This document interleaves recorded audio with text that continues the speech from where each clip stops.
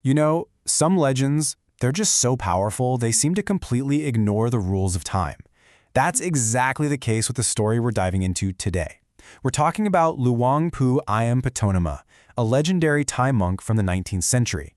And the incredible thing is, people say his spirit and his power are just as real right now as they were over 100 years ago. So let's get into it.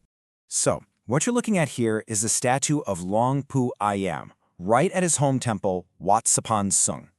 And for more than a century, think about that. People from literally every walk of life have made the journey here.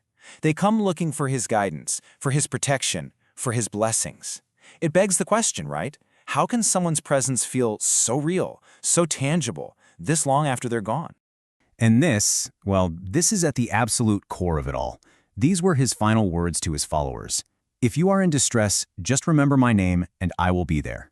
So simple, but wow, so incredibly profound. That single promise has echoed through generations. It's really the heart of his whole legend. And that's what we're going to do in this explainer. We're going to get to the bottom of the story behind the man who could make a vow that powerful. Okay, so to really get a grip on the legend, we've got to start with the man himself. We need to understand who he was. And his life, well, it was anything but simple.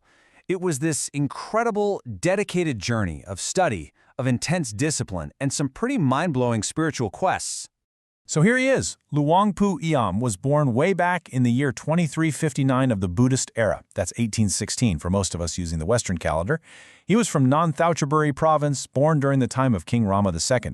And right from the get-go, it seems his life was pointed in a very spiritual direction. Let's just walk through the key moments of his life here. He gets ordained as a monk at 22, and then for the next 15 years, he's just completely immersed in study and meditation. He's moving between different temples, just absorbing everything he can. It's not until he's 37 that he finally takes on the role of abbot at Wat Saphan Sung. And of course, he brings all that knowledge and discipline with him. He ended up leading that temple for over 40 years, right up until he passed away at the age of 80. All right, so this is the big question, isn't it? Where did this legendary status actually come from? It wasn't just because he was the abbot of a temple. No. It was forged, really hammered into shape during this long, incredibly difficult journey to gain these profound spiritual and, what a lot of people would call magical abilities. Let's dig into how that all happened. So at one point, he just leaves. He takes off on this unbelievable spiritual quest, heading deep into the forests of Cambodia. Why? He was looking for a master hermit, a man named Chan, to learn these ancient sacred arts. And get this, he was gone for so long, for years on end, that the people back at his temple, they thought he was dead. They actually held funeral ceremonies for him. But then he came back. And can you just imagine the scene? His appearance was just staggering. His hair had grown all the way down to his waist, his robes were in tatters, and the stories say he was followed by this parade of wild animals. We're talking bears, tigers, even king cobras.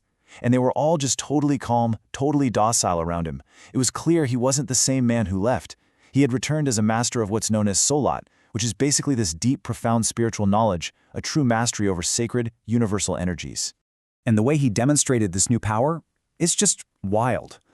One of the most famous stories is about this giant takian tree. The local villagers were terrified of it. They believed it was home to a really fierce, malevolent spirit. So what does Luang Pu Eiam do? He's said to have just stood there, focusing all of his meditative energy on that tree for 3 straight days. And at the end of it, the tree just withered and died, just like that. And the villagers, they were finally free from that fear. But here's the thing. This incredible power wasn't something he just hoarded for himself. He wanted to share it.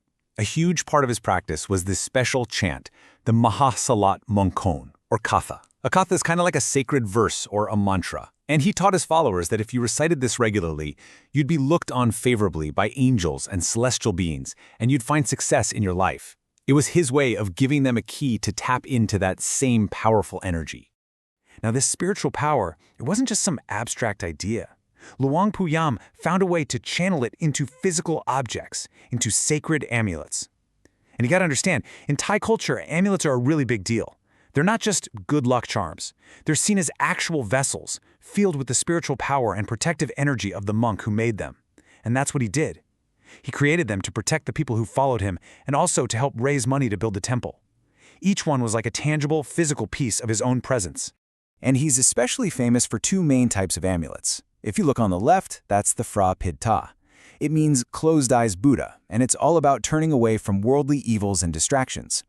Then on the right, you see the legendary Takrut Mahasolid Mongkon. It's this small, scroll-like amulet, and honestly, it's considered one of the absolute top-tier, most revered amulets in all of Thailand. A real masterpiece. So let's get into what makes this Takrut so special. It's all about how it's made. On the inside, there's a tiny metal foil, usually brass, and it's covered in these sacred inscriptions. Then, that's wrapped and woven with a special consecrated thread. The whole thing is then coated in this unique mix of black lacquer and something called boat caulking, which actually gives it this very distinct, fragrant smell. And for collectors, the real magic is how it ages. After a century, the thread is said to become crumbly as flour, and the body gets dry as wood. It's totally unique. And just look at this close-up. You can really see that incredible texture we were just talking about. It's amazing. You can almost feel the history in it, can't you? The way these materials have aged over 100+ years, that's one of the biggest signs collectors look for to tell if it's an authentic piece. It's a real testament to just how meticulous and sacred his process was. And all of this brings us right back to where we started, doesn't it? Back to his final moments and that unbelievable promise he made. The amulets, they were his physical legacy, for sure. But his spiritual presence, well, that turned out to be something else entirely. Something that couldn't just be contained in a physical object. In fact, the belief in his power only got stronger after he passed away. There's this one story that's just truly remarkable. A huge fire swept through the temple's cemetery. It was massive, just destroying everything it touched. But when the smoke finally cleared, everyone saw that only one single structure was left standing, completely untouched by the fire. And what was it? It was the simple, humble latrine that Luang Pu Eiam himself used to use. And that's why to this very day, people still come to Wat Saphan Sung. It's a constant flow. They come to pay their respects to the man, maybe they're lucky enough to hold one of his amulets, and they come to call upon his name when they're in trouble. Because the belief is, his spirit is still there, still watching over the temple that he built, and still ready to fulfill that promise he made with his very last breath. So that kind of leaves us with one big final thought to chew on. What is it that truly makes a person's legacy immortal? Is it the physical things we build? Is it the incredible stories that people tell about us? Or is it found in a promise? A promise so powerful that it's still bringing comfort and hope to people more than a century down the line. When you look at the legacy of Luang Pu Eiam, it really makes you think it might just be all three.